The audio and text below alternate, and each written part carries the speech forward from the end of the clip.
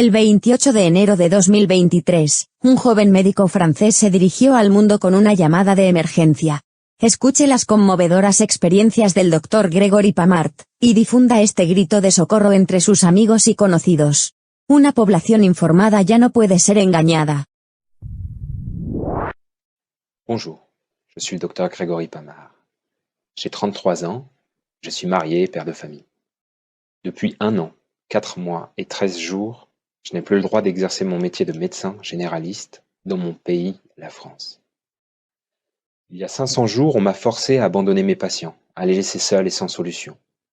Il y a 500 jours, le gouvernement français a jeté dehors les médecins, infirmiers, soignants, pompiers, personnel des centres de santé qui refusaient l'injection anti-Covid. Nous avons perdu le métier que nous aimons, et le gouvernement a inventé un nouveau statut.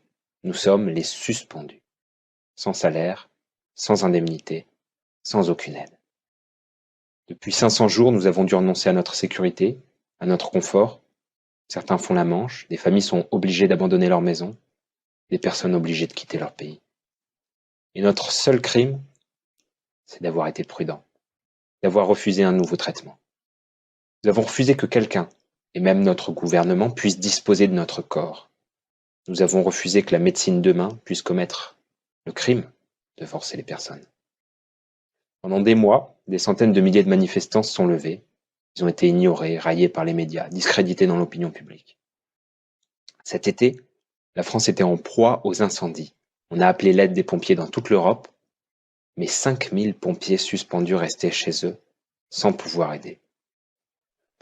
Beaucoup de malades n'ont plus de médecins traitants, et en désespoir, ils renoncent à se faire soigner, ou alors ils se rendent au service des urgences. Et les médecins ne peuvent toujours pas soigner. De leur côté, les services d'urgence ferment, les uns après les autres, et ceux qui restent ouverts ont un temps d'attente tellement long qu'il y a des patients qui meurent sur des brancards avant d'avoir été examinés. Et les non-vaccinés ne peuvent toujours pas retourner à leur poste. Ça, c'est la réalité en France, dans ce pays qui se vantait d'avoir le meilleur système de santé au monde. Aujourd'hui, le monde entier admet que la vaccination n'empêche pas de transmettre les virus, l'argument scientifique ne tient plus, et tous les pays au monde ont supprimé l'obligation.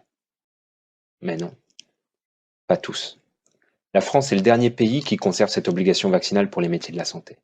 Et cette exception française, nous la devons au président Macron, qui a annoncé, et là ce sont ses mots, « Les non-vaccinés, j'ai très envie de les emmerder. » Et donc, on va continuer à le faire, jusqu'au bout. C'est ça la stratégie. Il en fait une affaire personnelle, et il se met au service de l'industrie pharmaceutique contre son propre peuple.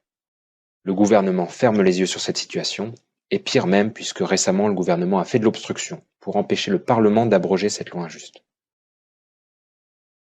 500 jours déjà. 500 jours. Est-ce que je pourrais à nouveau exercer comme médecin dans mon pays? Je sais pas. Et en fait, j'ai peur de ce que la médecine devient. Et en fait, j'ai peur de ce que mon pays devient. Parce qu'il y a ce statut-là de suspendu qui permet à l'État de faire disparaître socialement n'importe qui pour ses idées. Aujourd'hui, c'est les soignants. Demain, les professeurs récalcitrants, les policiers, les juges. Alors c'est pour cette raison que je m'adresse à vous. Le gouvernement verrouille notre capacité d'action. Et si nous voulons que la cause soit entendue, on doit dépasser les frontières de notre pays. On doit informer et soulever massivement l'opinion publique internationale. Le monde doit dire à Emmanuel Macron et son gouvernement, vous ne pouvez pas piétiner la démocratie. Ceux qui donnent leur vie pour prendre soin des autres méritent mieux que cela. La santé, la liberté des Français méritent mieux que cela. La France ne peut pas devenir un État totalitaire. Le pays des droits de l'homme mérite mieux que cela. Ceci est un appel à l'aide. Nous avons besoin que l'opinion publique internationale comprenne et sache ce qui se passe en France. L'état de notre santé, l'état de notre politique. Ceci est un SOS. Je vous demande de diffuser cet appel à travers le monde, de le diffuser dans votre langue, de relayer à vos amis, à votre famille, à votre connaissance, à votre réseau, dans vos réseaux sociaux, de relayer auprès de vos médias. Nous avons besoin que l'opinion publique s'indigne à nos côtés. La France a la prétention d'avoir guidé le monde, et aujourd'hui c'est au monde de soutenir la France. Merci.